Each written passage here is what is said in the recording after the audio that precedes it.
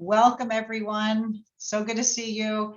My name is Laura Starkey. I'm the board of the Conservation Burial Alliance. I'm also the executive director of Heartwood Preserve Conservation Cemetery in Trinity, Florida, just outside of Tampa. And I want to welcome you all to our third and final webinar of the year, supporting families and loved ones before, during, and after the burial. We thought, as a committee that's putting together the webinars this year, we thought that this would be a timely topic as we enter the holiday season, when so many people are dealing with grieving loved ones and when cemeteries are often busier than any other time of the year. So this webinar is going to last 1 hour, after which we will have a time for Q&A. So during the presentation, please type any questions that you have for us in the chat room. So I'm going to compile and read them for our speakers to respond to afterwards. So if you have any burning questions, we will not interrupt the flow, but we will try to get to all of those after the presentation portion is finished. As I mentioned, this session is being recorded and it will be made available through our CBA website afterwards. Everyone should be on mute. I think everyone is. Everyone could mute themselves, and please put your name, if you haven't already, put your name so we know who you are. It's kind of nice to see faces. If you choose to have your video up, we'll keep you in a little square, at least maybe during the question and answer at the end. We'll probably have we will have active speaker and a screen share during the actual presentation. So we won't see each other's faces during that, but afterwards it'd be nice to know who people are. Let's see. So yeah, it's fun to start recognizing each other in these meetings, and hopefully one day we will meet all in person, and that will be fun. Our speakers today are all Conservation Burial Alliance board members, and they come to us with years of experience performing natural burials. We have Carlos Gonzalez, who is the new executive director of Prairie Creek Conservation Cemetery in Gainesville, Florida. Carlos is going to wave right there. Freddie Johnson is one of the founders and the former executive director of Prairie Creek Conservation Cemetery in Gainesville. There's Freddie. Usually has a cat crawling around. You'll probably meet that cat too. Sarah Brink is the director of Foxfield Preserve in Wilmot, Ohio. And then we have John Christian Pfeiffer is the executive director of Larkspur Conservation in Nashville, Tennessee. And I am going to turn it over to John Christian, and I am going to put us on screen share. So if you'll give me a moment to get all this technology going. Thank you, Laura. Thank you. It's good to see everybody's faces. And for those that I don't see your face, I'm imagining them. My hair's a little wild. I just came in from the preserve, and I've had a family to meet this morning, and it's very windy in Tennessee today. Windy but lovely. We're expecting a rain shower tomorrow, and then a drastic cool down. So I hope the weather's good wherever you all are. Okay, so I'm going to now do screen share. Thank you, Laura. All right, 1 moment, please. Slideshow. Okay, how's that? Wonderful.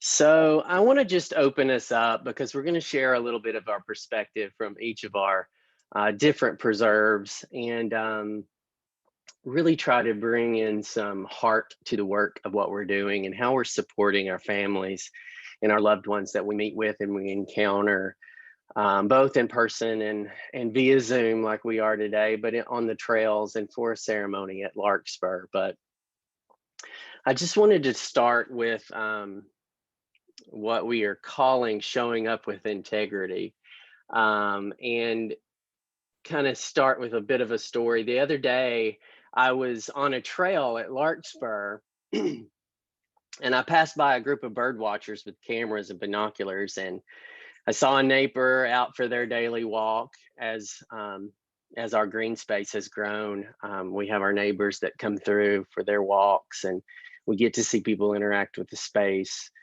I encountered a tearful mother as she was visiting the gravesite of her daughter that we buried earlier in the year.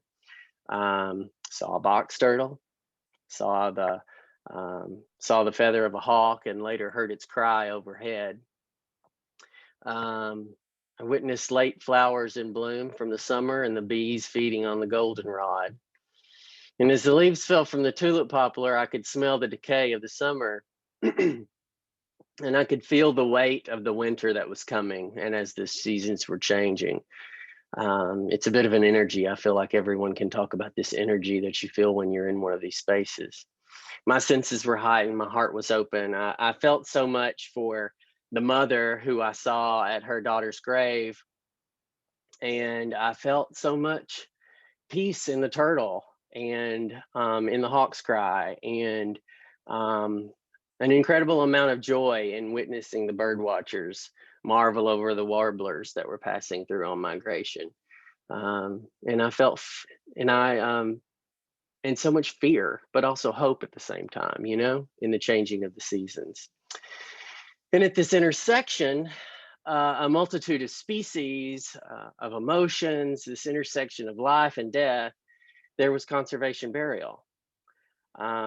History's old practice of natural burial, mindfully paired with land conservation to honor the planet and those we love, past, present, and future. Some of the tools that I always carry with me when engaging with folks along the trail is I really try to meet folks where they are. I have to remind myself that I'm not here to fix anything, but rather to meet people where they are. Death knows no boundaries, especially in a nature preserve. It grows wild and free. It affects everyone, and in turn, we see a great diversity in the people we help. So when a variety of people cross my path, I try my best to lean in and listen. I never assume what someone is experiencing or push my personal views or beliefs onto somebody. Nature is neutral, and like nature, I want to come from a place of calm and support. Witnessing is an extension of listening, and by bearing witness to someone in their journey, we validate their story and their grief, and their values come to the surface, and their love. We learn what's important, and in turn, how we can better help. Holding space also occurs when we create that safe environment in these situations for the sharing of emotions and traditions, rituals and stories at the graveside. Much like being stewards of the land, we're also stewards of the sanctuary we create when holding that space. When we value each other enough to meet on neutral ground, listen, witness, and make safe the expression of our stories and our needs, we're able to learn what's important to the individual and provide guidance to them that will enable them to support and encourage to move along through the unfamiliar experiences of death and loss. And we just reassure them, I think, in doing so, that they are not alone. Reassurance along the way really further strengthens their confidence, and not only their confidence in themselves, but their confidence in you as a guide, in you as a caretaker for this land, but as a caretaker for them as well. Sometimes when I'm helping a family in the preserve plan of burial, I'll share stories of the people who are buried with us. Sometimes the stories of their families and what was helpful to them. I only ever share what's helpful. I never want to disclose names or personal information. A good example that I fairly often will use is when adults will say, well, I'm just really not sure if I should bring my children, or I don't know if the kids should come, And I say, I just kind of reassure them, your children, your children the best, and your children and whatever you decide will be the right decision in their coming. And I think that I've learned that children are sometimes our best teachers in these very unusual and stressful circumstances. We can look to them as guides. So in our experience with children, we've seen that they have a better way of moving through grief and loss than we do as adults sometimes. So it's as if, because they have not been taught by society yet really how to view death and loss, that they've the most pure sense and rational response to death and loss in itself, and we can actually benefit by having them present. One of our families brought the children, and they witnessed the burial and emotions that came along with that experience. And their parents chose to bring along a blanket for the ground, and we had colors and crayons out. And we keep at Larkspur, we keep our shovels. We keep little tiny shovels for children, so they can participate. And oftentimes they do so quite enthusiastically. It's in these moments where we're guiding and supporting and reassuring, and we're learning how to share with the family based on where they are, that we use a lot of different language tools. Our language in these conversations is really, really important. You have to gauge your audience, the family in front of you, or the hiker that you've just come across. You never know what their story is or why they're there visiting. Spouse, child, neighbor, 6-year-old grandchild, everyone's different. If you empathetically really get in there and place yourself in their shoes, you can generally consider how to best communicate with them. I always go back to, how would I feel? And an example would be speaking to an adult male, which this is an example that I give you that recently happened at Larkspur. And speaking with an adult male, he was close to my age, excuse me. And he was standing silently alone. His grandmother was being buried. And I noticed that there really wasn't anybody talking to him, and he kind of just looked really like he almost looked trapped and didn't know how to express himself or be in the space. So I went over and I stood at his side and just kind of watched everybody as they continued the process of closing the grave. And I said, I buried my grandmother last week. I've never known my mother without her. It's really hard to put into words how that makes me feel. That's all I said. And I followed up with, I can't begin to imagine or understand what this must be like for you. And at that moment, he really calmly opened up, and he felt safe. He felt like someone saw him. And I didn't say anything other than just some very basic upper level words of kindness to kind of let him know that he was being seen and being heard. But so many times I've heard somebody say, oh, I know exactly what you're going through, or I understand exactly what it's like to lose a grandmother. And the truth is, no, we don't. I think grief and everyone's personal experience with loss is as unique as a fingerprint. And we can't ever begin to assume. Yes, we may have familiar, similar stories, but we can never begin to assume or understand, and we shouldn't. Our language on how we speak about death is also important. To say someone passed away or is crossed over or is in a better place or isn't suffering any longer, it just really isn't appropriate at all, personally, from my experience. And it goes back to assuming and understanding. We just don't. And unless you know the family well or have been there through the death and you are very intimate with the experience, and you understand how they speak about death, just keep it simple. An example of what I would say often would be, I'm sorry to hear your grandmother died, but we're here to walk beside you through this. You're not alone. And in doing so, I didn't bring in a lot of religion and different things because I don't know these folks and I don't know where they fall on the spectrum. Also, the word family bears a lot of weight and sometimes pain. So I always consider chosen family or friends, and then just explain the word. When I say family, I want you to know I mean those people most important to you. But I think that's just one of the little tools that I take with me on the trail, and when I'm encountering people, and I try to show up with integrity. but I want to pass it along now because I don't want to get too long and I'm losing my voice. But I want to pass it along to Sarah Brink in Ohio from Foxfield Preserve to talk a little bit more about what happens before the burial. Thanks so much, John Christian. At Foxfield Preserve, we feel that our role during this time before the burial is really that of an educator. And we prioritize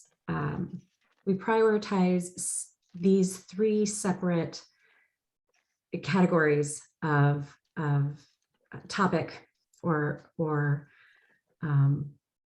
ideas to really make sure that we are educating our community to the best of our ability. First, we feel that our role is to really explain, so there's deep understanding with the families that we serve, what our conservation burial ground operations are and what our goals are for the project. We feel that we really need to build a clear understanding of what we do and what we're trying to achieve with our long-term conservation goals. We also work hard to explain the step-by-step process from death to burial. These are uncharted waters for most of the families that we serve, and it's important that you as a practitioner have a clear understanding of what the laws and regulations are within your state so that you can help them to understand what's necessary during that difficult time. And most importantly, we need to establish clear expectations and understanding of our operations and what to look for and what you will be seeing moving forward. This advanced work is so vital and will help you to avoid any misunderstandings or disappointments that might come in the future. And those are always much more complicated when they're mixed with grief after the fact. So it's just vital to work on building those expectations. When we are communicating our goals and operations, I always like to start by sharing our operational philosophy. So at Foxfield Preserve, I like to say that we are a nature preserve first. And all of our decisions are based on conservation science and best practices. By establishing this as our foundation, it allows us to clearly communicate what our priorities are from the outset and to set those precedents for any future decisions. And this is something that we try to carry throughout all of the channels that we use to communicate with our families. So our written communications, such as informational packets and email newsletters, our social media channels and our website. We go through all of these communications and we review them to ensure that they are consistently aligned with this philosophy. Our rules and regulations are written specifically to support and define our conservation-based practices. And each of the families that purchases with us is required to sign off on our rules and regulations. All of our presentations, our meetings and informational tours, our videos, everything is crafted to include this philosophy as our governing principle in all of this messaging. what we also find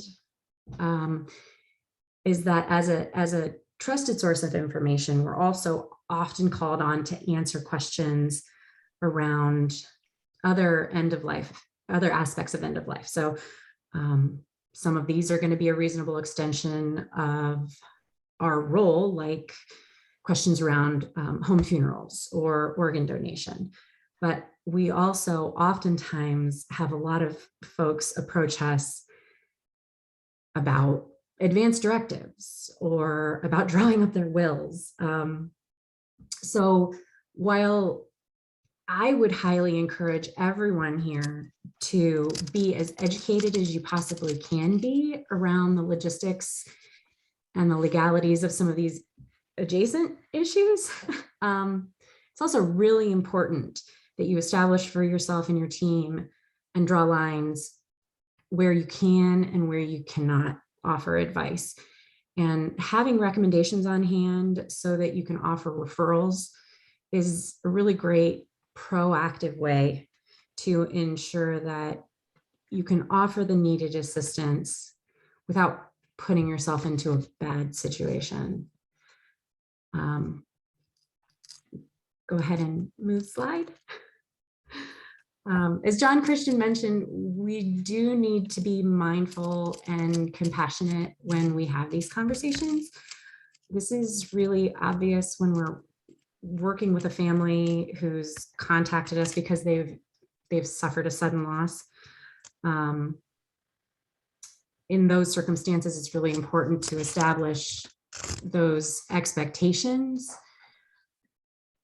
while also trying to maintain a calm presence and align yourself as a steady guide to companion them through the burial process. In these circumstances, we find that it's really vital to have supplemental materials to kind of fill in the gaps of any information that can't be communicated at that time or would be an overload to a grieving family. Mm-hmm. There's also a really significant need for delicacy during pre-need sales, though. Oftentimes the people who are making advance arrangements with us, they've come to us because they've just lost someone dear to them or someone important in their lives, or they've come to us because they're dealing with a terminal health diagnosis. And frankly, it doesn't even necessarily need to be something related to health or a recent loss.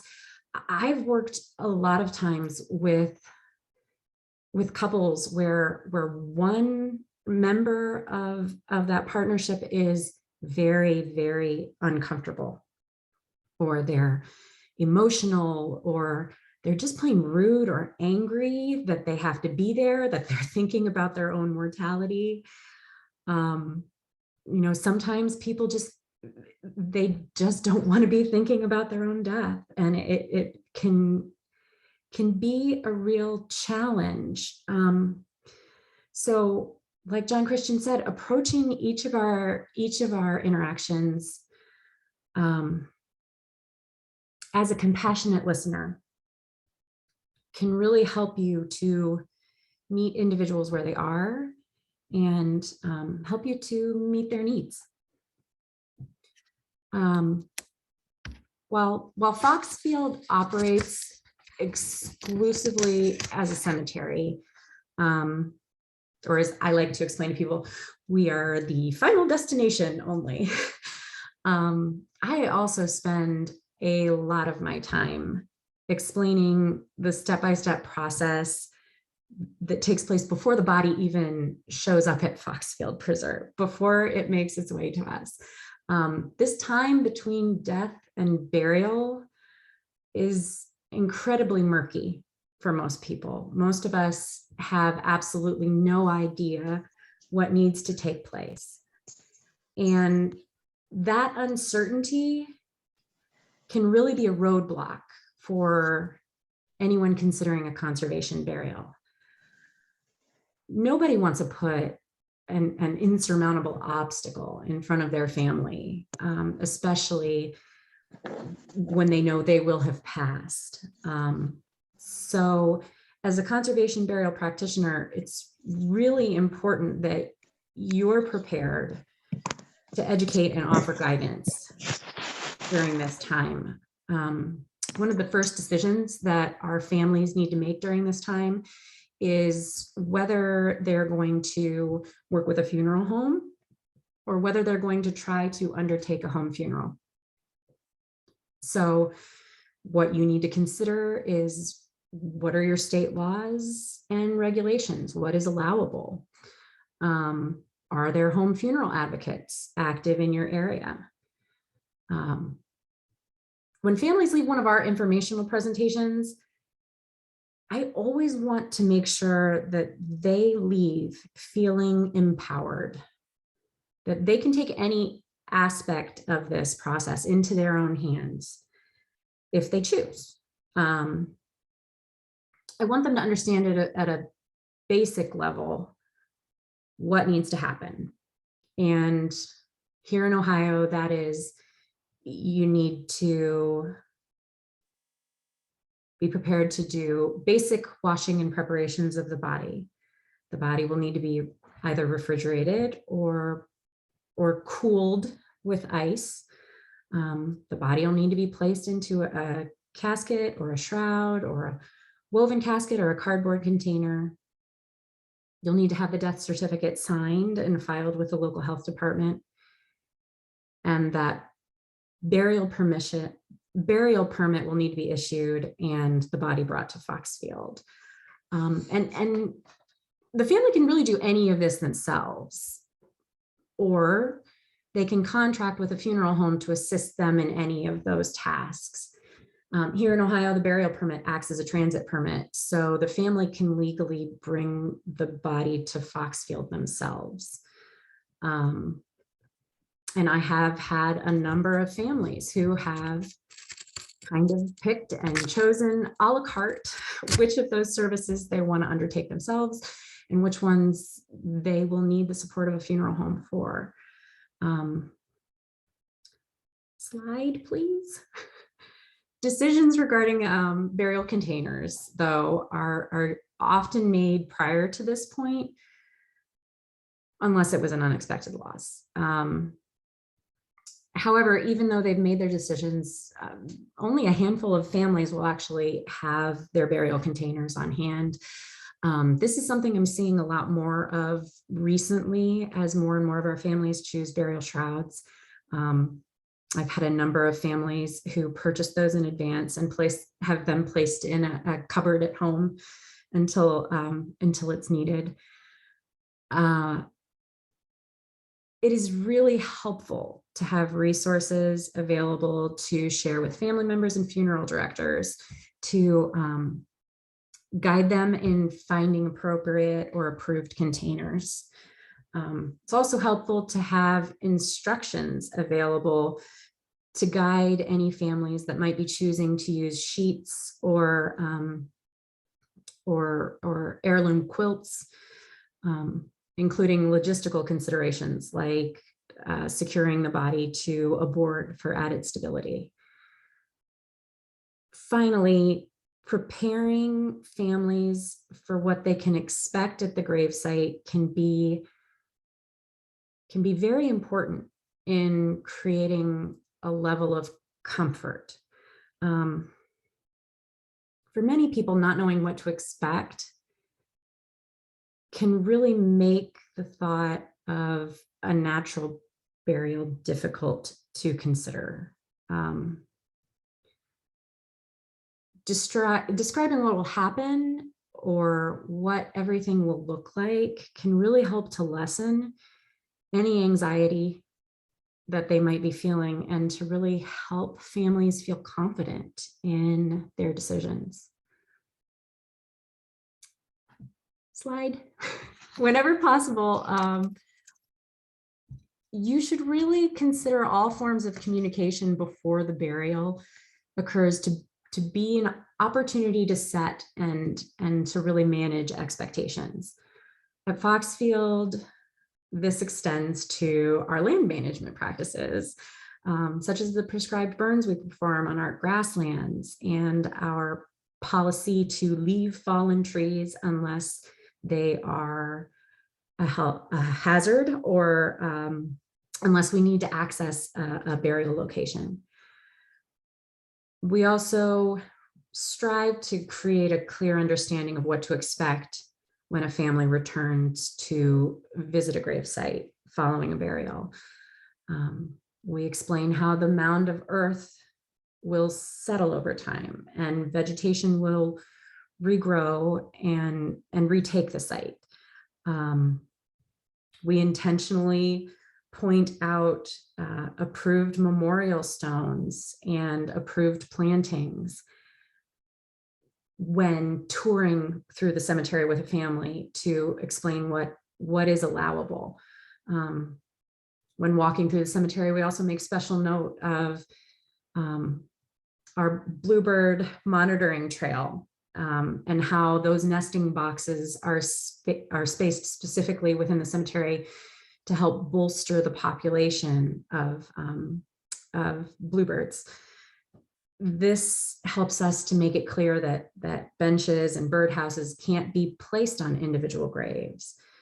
So by really offering thoughtful and descriptive and intentional communications, we've been able to guide expectations and really ensure more positive experiences for those we serve. Now I will hand things over to Freddie Johnson of Prairie Creek Conservation Cemetery, who will discuss the day of the burial. Freddie? Thank you, Sarah. Thank you. So the day of the burial is what all of the preparation and everything that's been shared.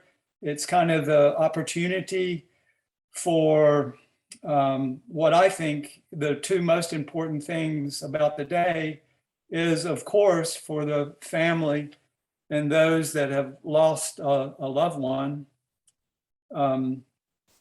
is that day, it's the opportunity for something very meaningful. And it's also important, the two most important things I think about that day is, go to the next slide, Laura, that one, that's good.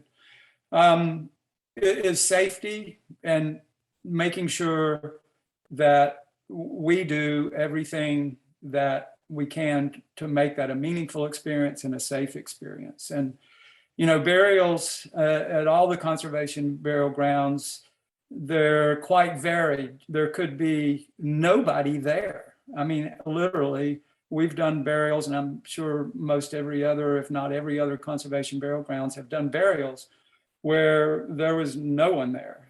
That at Prairie Creek, at any rate, we still want that to be a meaningful burial. A lot of times there's photos that are involved that we send to folks, or just shared stories on how we did that and what the experience is. But we've also had burials at Prairie Creek with over 300 people there. And that experience is, of course, top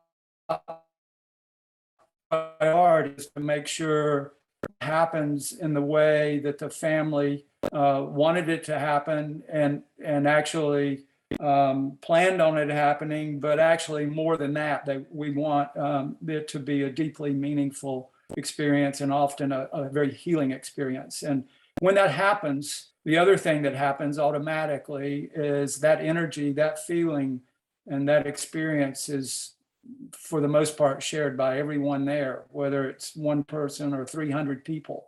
And that's also what gets shared outside the cemetery to others. And that's how people learn about conservation burial.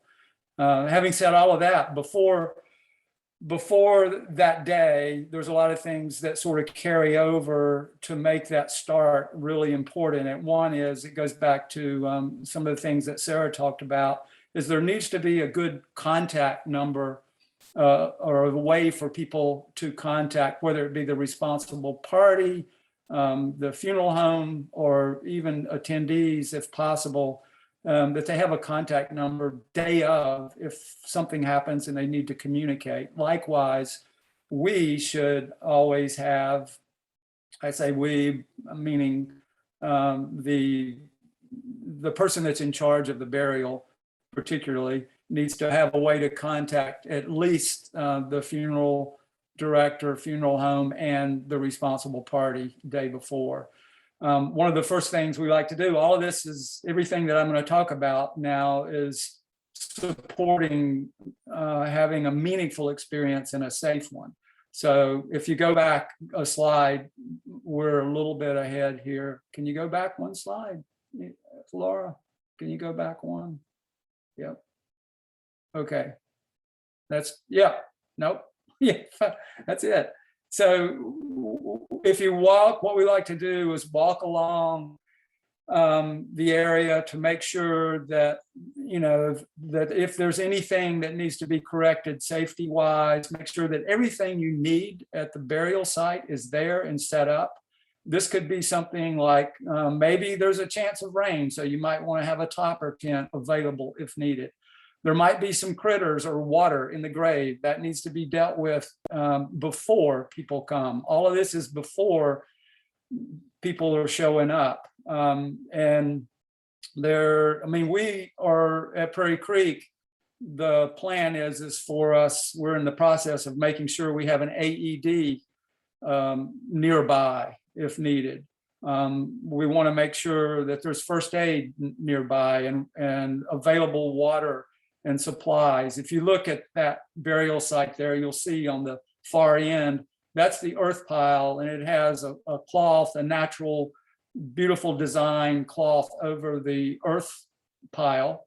But it also has a similar tablecloth where there's water and Kleenex and things needed just to make that experience at that site comfortable, safe, and they're again helping to set up a good experience for everyone, a meaningful one. Let's see, I wanted to share the guidelines, you know, are similar for a lot of things at all different conservation burial grounds, but and methods, but there's always going to be some variation, and there should be, of course, based on what that organization or group, what they find best for them. So let's go to, we're at gathering, and when, before a lot of people show up, usually the first folks that do show up are either, like in the case of a home funeral, it might be what sometimes it's called the acting funeral director, or the person responsible party who's in charge of that home funeral or caring for their own dead.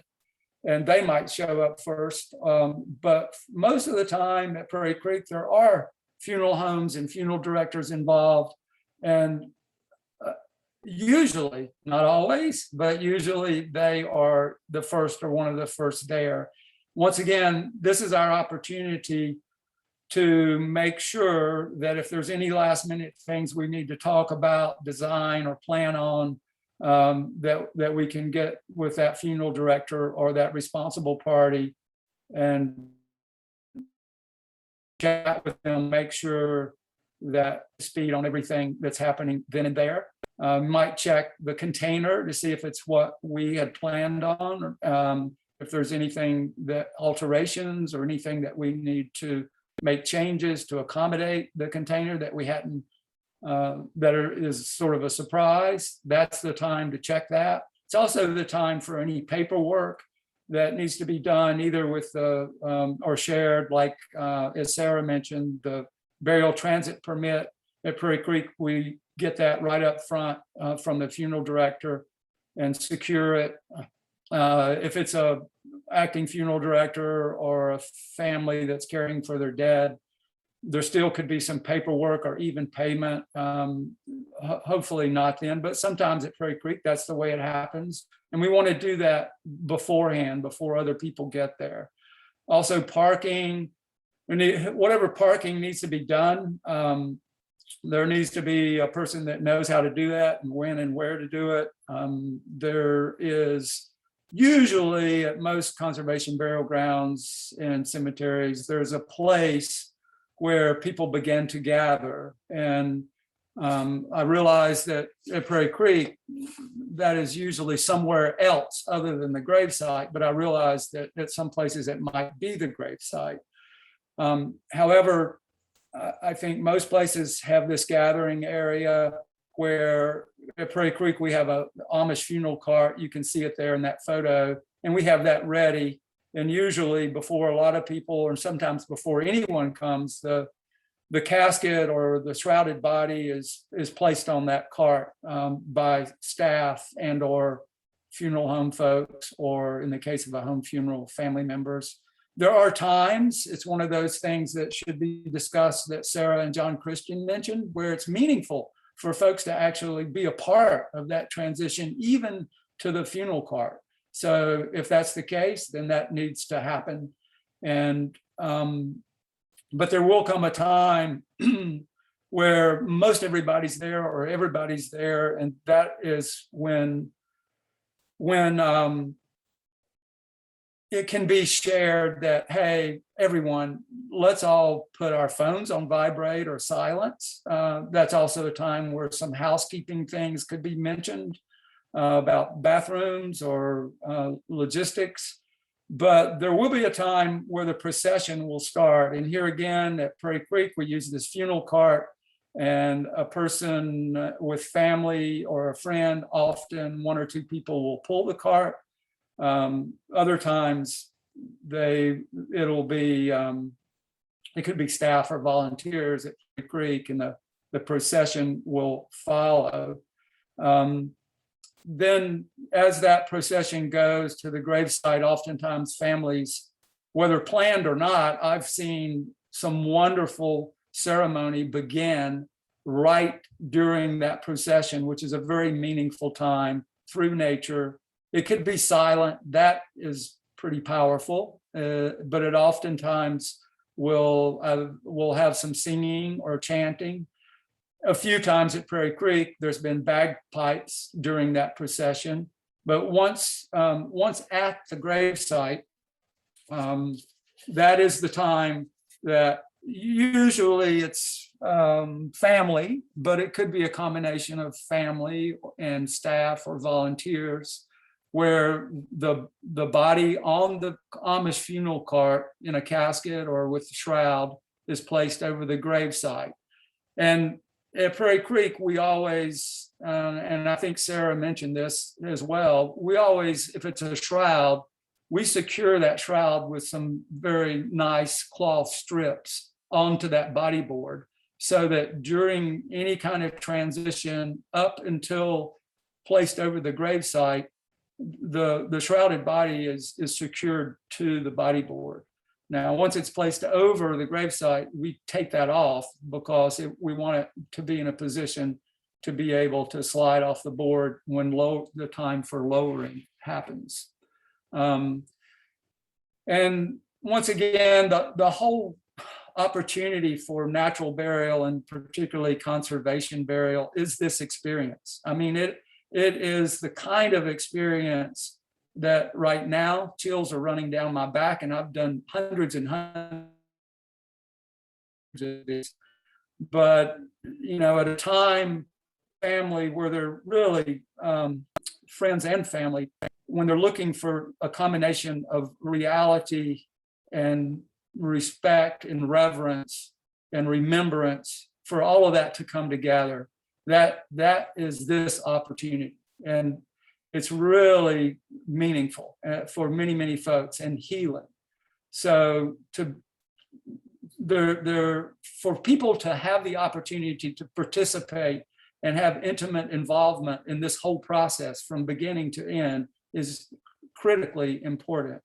And that brings me to usually the same, this is where family and friends will often, with good instruction, by the way, and safety guidelines, will place the body or casket from the funeral cart over the gravesite. Now, I realize sometimes early in Prairie Creek's history, we didn't have that Amish funeral cart. And we had folks actually carrying the body from a funeral car or family's car or truck or van to the gravesite. But this is the last part of that process where it's placed over the gravesite. And then there's whatever ceremony that needs to happen, whether it's planned or whether it's spontaneous. That's when ceremony happens. And it's also an opportunity which could be done earlier, even in a parking lot or something. But typically at Prairie Creek, that's where I like to, before ceremony starts, is to do a really honoring welcome of how honored that our cemetery, our conservation burial ground, is to be the place for this particular loved one, for their physical body to return to the earth, and then give a little bit of explanation why that comes with it a legacy for the planet and for people, and how meaningful it is for everyone involved once they know that. It's also the time that I like to give a very general process of what we're going to do together. We're going to have ceremony. We're going to, at some point, those same folks that place the body over the grave are going to lower the body with instruction. We're going to remove the earth shroud, and ceremonially, every person here that finds it meaningful, that wants to, is going to place, beginning with close family, into immediate family, they're going to place a handful of earth in, one or two people at a time, and then rotate around until everybody's had an opportunity to do that. Then filling is going to become more active, and anybody can join in. And I basically go through the process quickly, but giving everyone a general idea of what's going to happen. And that, I find, is very comforting to people. And they also start to get the idea that this is something they're doing, not something that is being done for them. Even if they're not going to do shoveling, they're still doing this. They're still a part of this intimate involvement with their loved one or friend. And that is almost all I wanted to share with what happens at Prairie Creek. Is once we have that earth mound, then pine straw goes over the raw earth. Actually, before the pine straw, the topsoil, which we keep separate in a separate place on a separate tarp. Topsoil goes as the final layer, then pine straw. Then a family member will place the permanent marker, which at Prairie Creek happens to be a hand stamped brass disc. But at other places where they actually have real rocks, we don't have real rocks in Florida so much. But whatever the permanent marker is, that's the time often for it to be placed. And then at Prairie Creek, we do not announce that this is the end of the ceremony.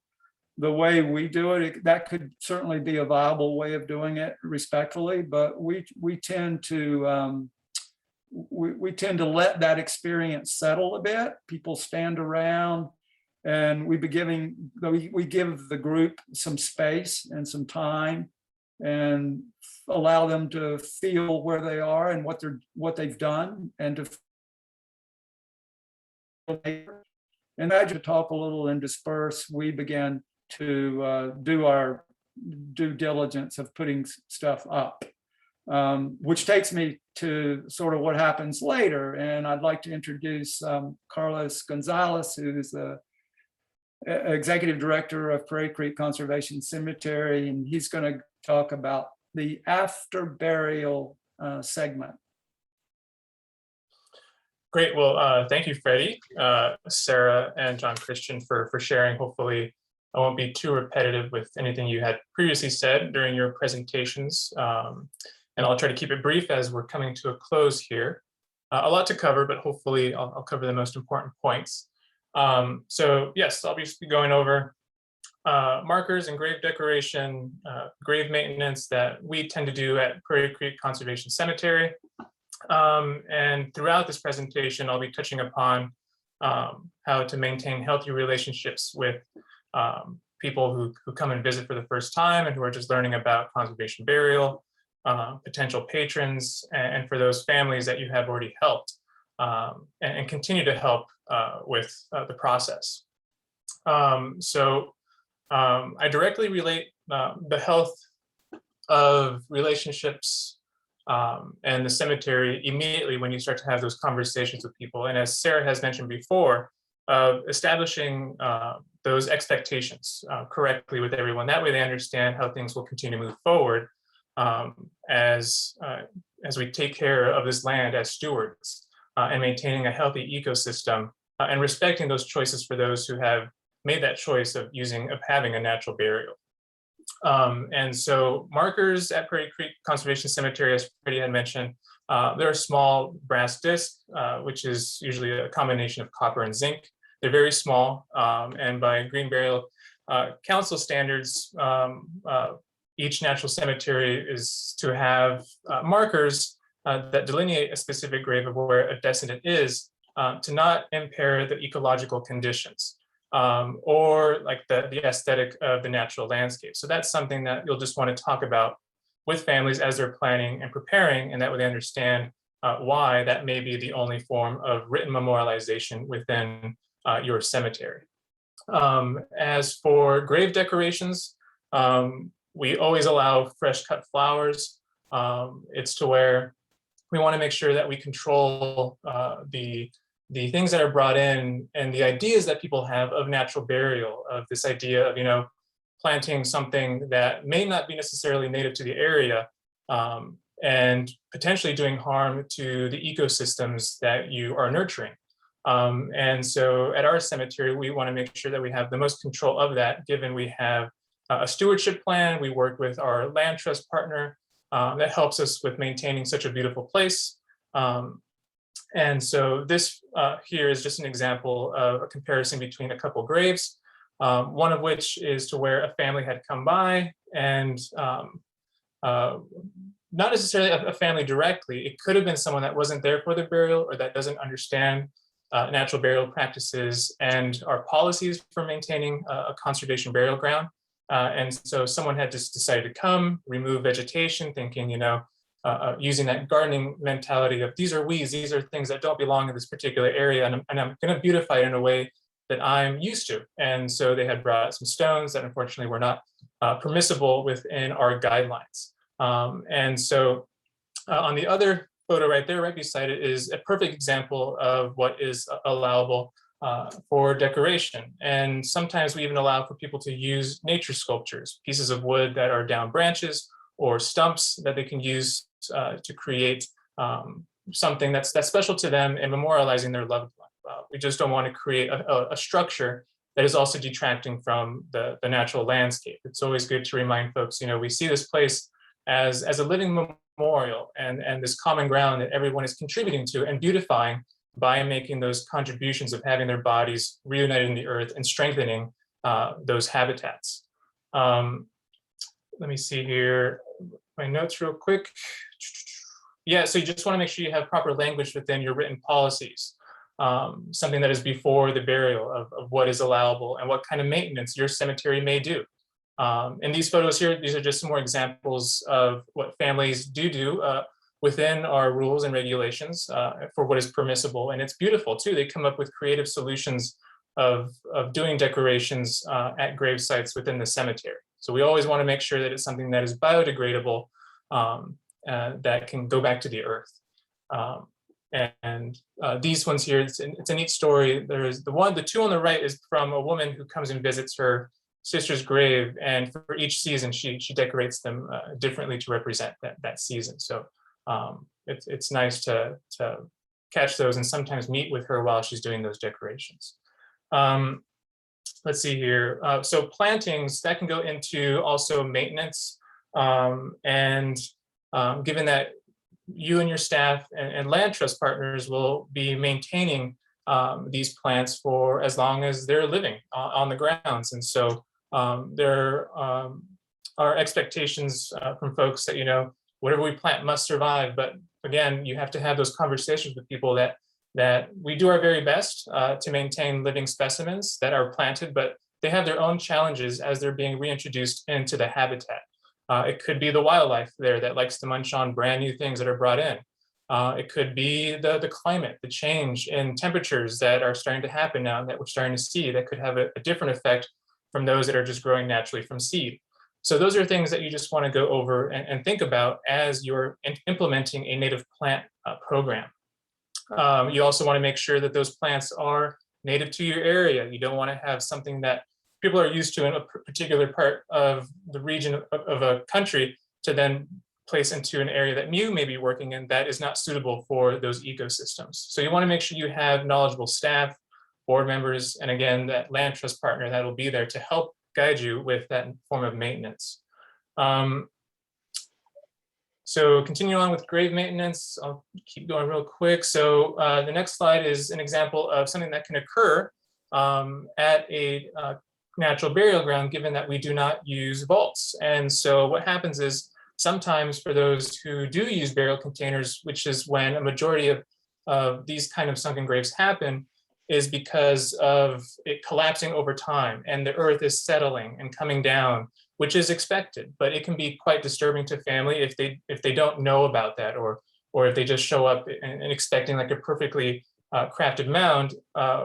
In order to prevent these depressions from happening or being so severe, staff at Prairie Creek has had, I'm sorry about that, experience of compacting just the inner perimeter of a grave and then re-raking to make it to where it's appropriate for people who are coming to visit. And so we can go to the next one. Let's see here. Yeah, so these are just more examples of what we like to think of as being an ideal looking active zone within the cemetery. And so everything is starting to grow back over time. We limit or have no maintenance whatsoever and just allowing Mother Nature to do what she does best, is just be able to go through those cycles. One thing that we particularly do is that we occasionally have an annual mow, and that's something that we tell people, you know, we don't mow every day or every other day like a conventional cemetery, given that we want that particular flora to go through its normal life cycle of growing, seeding, flowering, dying, and it's actually a good visual representation and physical representation of helping people go through death and having those conversations. And that's just based off of my experience of helping families and building those relationships. We can go to the next one. So for like an example, real quick, there's like these tall grasses for when visitors come and making sure that at the right time of the year that we cut it back, making sure that we do have trained staff and a program in place as to how this will work. So this is where it's tall at the moment. Actually, we're completing this annual mow at the moment. We can go to the next photo so you can see the completion of it just there. The next one, I think I'm almost out of time. This here is just a woods grave here. And again, it's about the example of informing people that, you know, you may think that a particular plant may be a nuisance plant, but this is actually a protected native wildflower that is quite rare and starting to come back right on top of a grave that actually was just done a few months ago. So things like that of just educating folks in the correct manner when you're talking about the kind of maintenance that is allowable in the cemetery, which is at Prairie Creek only done by cemetery staff and land trusts. That way people won't make that mistake. So I guess I'm almost out of time, but yeah, I can just wrap it up to John Christian real quick. And I guess we'll take it there. Thanks, Carlos. I mean, as you can see, there is a lot that goes into conservation burial. It's hard to fit into an hour, and we just scraped the surface. There will be more webinars. There will be continued discussions, but one of the things that we can't forget, one of the things that we just absolutely cannot forget with such a huge task of stewarding the land and caring for the families while taking care of ourselves and each other, we have to take care of ourselves.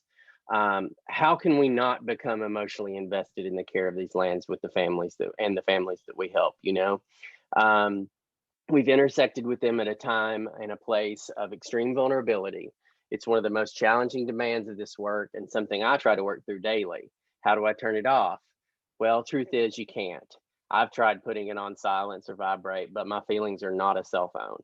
I'll tell you what I can do. I can give myself permission, and I think everyone else needs to be able to do that too. We're all human. By recognizing my feelings, by recognizing your feelings as a normal human experience, and having a conversation about them with a therapist, a teammate, whoever your support system is, that's what allows us to catch our breath and refill our bucket. If we don't have the love and room in our bucket, if we don't have it to give, how are we going to care for the families and the land that we take care of? Emotional honesty with my coworkers, friends, and personal family is very important. I've also found it's good to check in with my coworkers that are in the trenches with me, the ones that are there when we have those hard funerals and those hard burials, to touch base and validate their feelings and well-being while showing off and showing this concern for them and for ourselves. It's not something to let slide under the carpet and fester and grow into something that's just not helpful, and it's just not healthy. Just like the families we serve, we too are often caught in a situation, but we need to remind ourselves that we're not alone, and having these conversations help. When I've reached my capacity or my bucket is run over and run dry, I owe it to those that I serve and to myself to remove myself from the work, ask for help, seek out support. I think I go with saying, with Carlos and Freddie and Sarah and everybody else from the CBA, I'm really proud of our group. It's proven to be a great chorus of listeners and supporters. We're caring for families, and we're caring for the land, and we're caring for each other.